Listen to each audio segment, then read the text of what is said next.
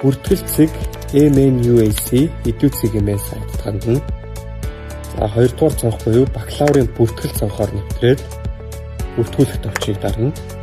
За 3 цонх гарч ирнэ. Эхний цонх энэ жил эсвэл өмнөх жилүүдэд элсэлтийн шалгалт өгсөн шинээр эсэгч, 2 дугаар цонхонд өөр чиглэлээр бакалаврын зэрэг хамгаалсан эсвэл өөр сургуулиас сууйс руу шилжих эсэгчид, за 3 дугаар цонхонд бол гадаад эсэгчид хандж болно. Ингээд эхний цонхын дээр дараад хувийн мэдээлэл оруулна.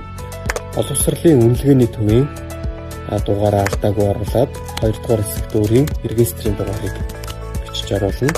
За латинаар бичсэн ч гэсэн кирилл рүү бол автоматар хөрвүүлэгдээд орно.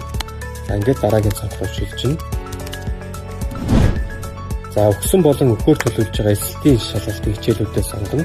Хамгийн багадаа 2 хичээл сонгох ёстой.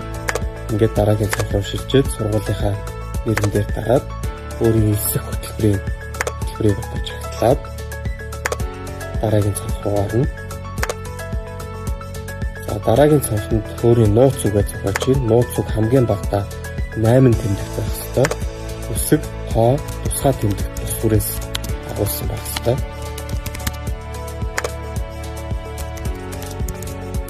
За дараагийн цонхонд бүртгэлийн хураамж төлөх хэсэг гарч ирнэ. Ингээд өөрийн ашигладаг аль нэг банкны QP ашиглаад төлбөрөө төлөх боломжтой.